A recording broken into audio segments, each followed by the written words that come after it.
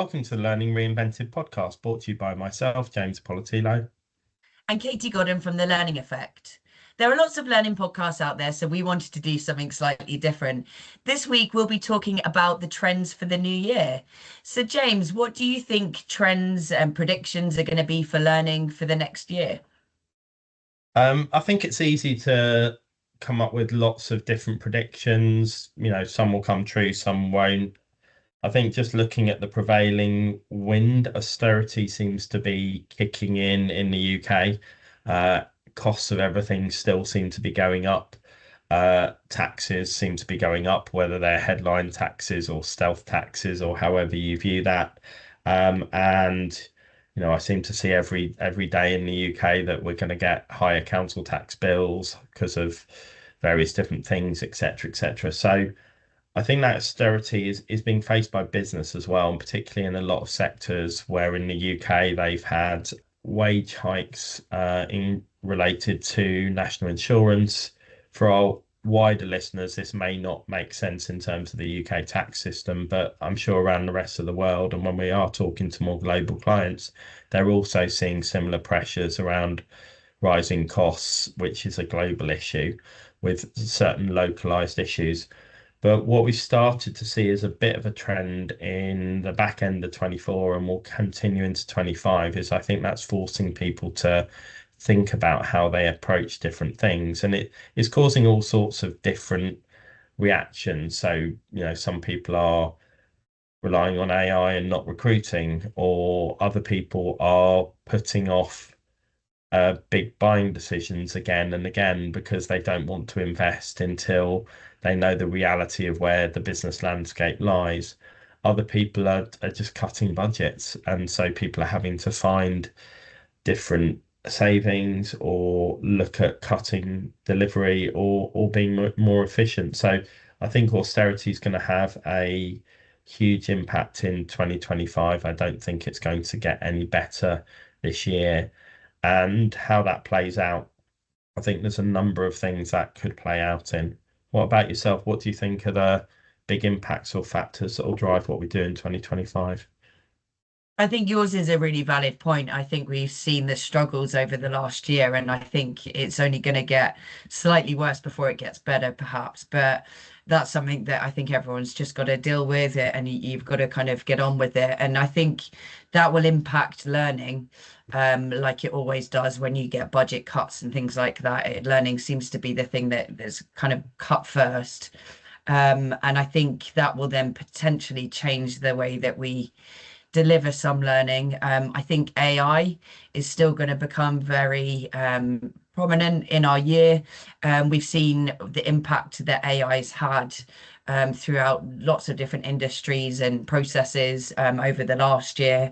My mum bought a car this year, and it's more like an AI robot than what it is a car when you sit inside it. So you can see the technology coming through into sort of our everyday lives, but equally the way that we're doing stuff in learning as well. And I think that will potentially impact the way that we're creating learning. So I think AI will be able to assist us in a lot better way to be able to create content. So if that's just a starter for 10 to get those initial bits of wording out, I think that helps us do that. So I'm thinking that we might start to see more content creation, and perhaps less buying of content libraries. So we're able to kind of create the content, personalize it a lot easier. You've got authoring tools that have got AI built into them, so you don't necessarily need to be a graphic designer or have a really strong skill set in that sort of sector without and not be able to create stuff. So I think personally, that's what I think where we're going. I think it's more content creation. We've got the tools, the capabilities to be able to do that a lot easier now. And I think it'll be content libraries won't be as prominent in people purchasing them because you'll be able to create stuff yourself. Yeah, I think AI will obviously continue to have a big impact. It's been a rising trend for a number of years and now it's becoming far and far more mainstream. I think AI might have an interesting year in 25 because I think it's going to really start to deliver in certain areas. So, like you said, around content. So, there's going to be more and more bits of work just disappear because they can be done far quicker and to a quality that's sort of okay or even better in lots of cases. However, I think there will be the challenges around some of the issues that are starting to come out of more nonsense coming out of AI, so hallucinations because AI's models are starting to feed on AI model produced content. So the less content we're producing organically and the more we're all getting lazy and just producing AI based content, then there is nothing really for it to learn from, and therefore it might start to stagnate, and you might start to see a bit of beigeness of content, of differential, where people are using it in sales or customer service or promotion or any of those other areas, or even content. You'll find that if you're reading the 15th article or you've read today that's written by AI, you stop reading it. And the same if you're writing learning content and you're writing in exactly the same style and manner that everyone else is used to reading in everything else they see online, you'll start to just see it, you won't engage with it. You won't take anything out of that, and it will just be something you sail and tick box through. And I think that's a danger people aren't really thinking about is the sameness. And life is all driven by difference. And if you go back to when people really learn, they learn through that experience or exposure, mistakes, because it creates a deeper connection with us. We remember when something's gone really well and we've tapped into something emotionally. If your content and learning experiences are based on very similar beigeness, it has no impact. It's like me turning around to you, Katie, and saying which was your best dog walk of 2024. They probably, merge into each other. You couldn't tell me about each of them. There might be a couple of highlights. The same would be what's your highlight on anything else. We only remember those real highlights, maybe the occasions, the holidays, the time something went wrong, the time on a project where it was all going to become a disaster and you pulled it out of the bag at the last minute, or any of those things, they really resonate with us. And I think the world is becoming quite beige in how it's presenting itself at the moment. There isn't that differential. I think that will become worse in 2025 before we realize we maybe need to fix that problem. Yeah, that's why I had the caveat of having it as a starter for 10. I think it's a really good starting point, but you still need to have that human element. I think people need to remember that. And I think just building on what you said as well in regards to AI, I think because it was a bit of an unknown for the last sort of year and how it's progressed throughout 2024, I think we'll start to see more policies and procedures put in place in the workplace with it. Because there's a potential risk, because AI is pretty open. So I think workplaces are going to be more conscious to how people are using it, what they're perhaps opening their businesses up against, what are they integrating, what information's being shared. I think we'll start to see more policy around the use of AI in general, because especially so say if you're doing learning content and you're doing it around a specific policy and you've typed information into an AI tool to get some great content back, it might sound awesome, but where's that information going? What are you actually sharing? I think they're the potential risks that we've got going forward. And I think we'll start to see some of those be capped. And I don't know if we'll start to see more sort of AI companies that are built for business as opposed to kind of open AI that's out there and that anyone can use, to sort of curb some of those issues as well. I think that'll be an interesting thing to watch out for. Yeah, and I think we're still in that boom stage where everyone's trying to push AI into current products. People are looking at the generic models, the stuff that comes out from big tech, like your co-pilots from Microsoft or any of the other big providers that are, layering in or creating their own AI tools. You've then got the challenge of people making decisions in tech in the space we're in a lot of the time is helping people decide what tech to choose.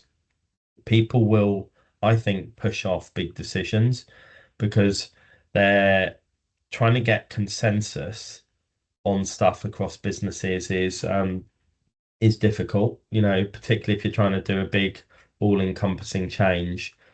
And there's potentially this nirvana of being able to plug and play your own set of little microservices in to create the perfect solution for you.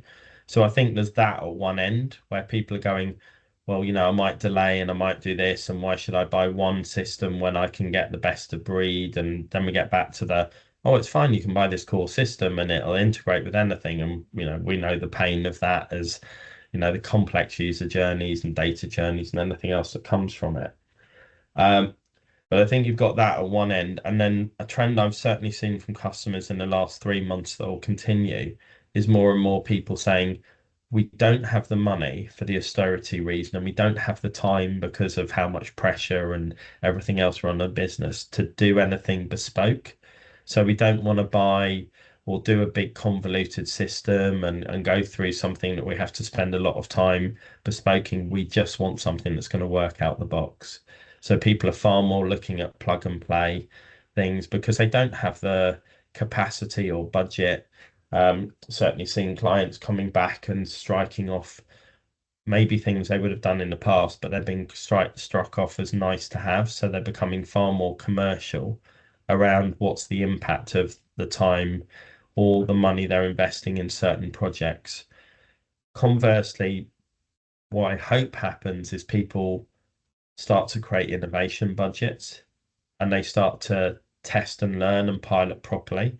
And I know that's something you've been working on with clients, but I still think that ability to pilot without feeling that that's lost money or wasted time, and that's actually something you can learn from, and also to put the time, energy, and effort and evaluation metrics into a pilot to make it a valuable piece. Because doing a 3 month pilot and deciding not to implement a solution that would you sign up to for 5 years is probably more valuable than doing a pilot that then gets you into, the value of that is sometimes not seen by business. Almost definitely. I think, like you alluded to there, that we're going to become more conscious of budget. We're going to become more conscious of time, of impact. And I think we've got a lot more tools to enable us to be able to analyze that data now going forward, so we can actually measure the impact of whatever we're doing a lot easier than what we did before. I think we've spoken about this previously about vanity metrics and kind of measuring the wrong thing, especially when it comes to learning. We tend to do that. So I'm hoping, because people are becoming more conscious because they need to be more cost savvy, they need to be more time savvy, they've got less resource, whatever the reason is, they're becoming more conscious because they need to be. But hopefully that can work in a positive way as well. And actually, people are really realizing what they need. They're understanding the challenges and those core challenges, not what they think the challenges are, or not what they've learned the challenges to be from someone, say, in the same industry of them as them. So because they're doing it, we're doing it. Hopefully people understand that their challenges are unique to their business and they might be different even if you're in the same industry. And then they can go away, find the right product, do the research, because actually you've got your big players in all sorts of industries, especially learning, and they cost hundreds of thousands of pounds a year, millions sometimes, depending on how big your business is. And in reality, what you're looking for is something that's you could find that's much cheaper, and it will do what you need it to do, and it will help you solve your challenges. So I think hopefully, because of those issues, people will become more conscious. They will shop around, they'll do their research, and we can help support people do that as well. Yeah, and I think absolutely that is that old thing of you're facing austerity and your budgets are tight and you waste so much time, money, and effort on trying to find the right things, and you often don't end up with anything like an optimal solution. And you often don't implement it in a way that can get the best out of it because you haven't really taken that step back. And that's really where we do add value with our customers. I see that day in, day out when we're working with customers, and you're just like giving that step back, we can help them through. Interestingly, when we sat down sort of probably nearly 6 years ago now and came up with the idea for the business, we really wrestled with the name of our business. So we are the Learning Effect. But at the time, we didn't want to really call ourselves anything to do with learning. We were toying around sort of being the performance effect. And that was always what we saw it as, learning being a means to an end. It's something that you do to achieve business performance, personal growth, or whatever the outcome is for your organization. And at that time, it just wouldn't fly because every time when we tested names with people, anything related to performance was seen as performance management. So discipline, I need to have a performance conversation with you. Basically, you're on the way to being sacked, or a formal mark on your record. So at that time, it was something we couldn't talk about. I've really started to see over the past year that performance conversation and learning is about performance, and almost more talk about learning as a function and an outcome being irrelevant, becoming far more to the fore. So, feels like it's taken people at least 5 years to catch up with us in some ways, but it feels like that performance conversation is something that's becoming far more prevalent.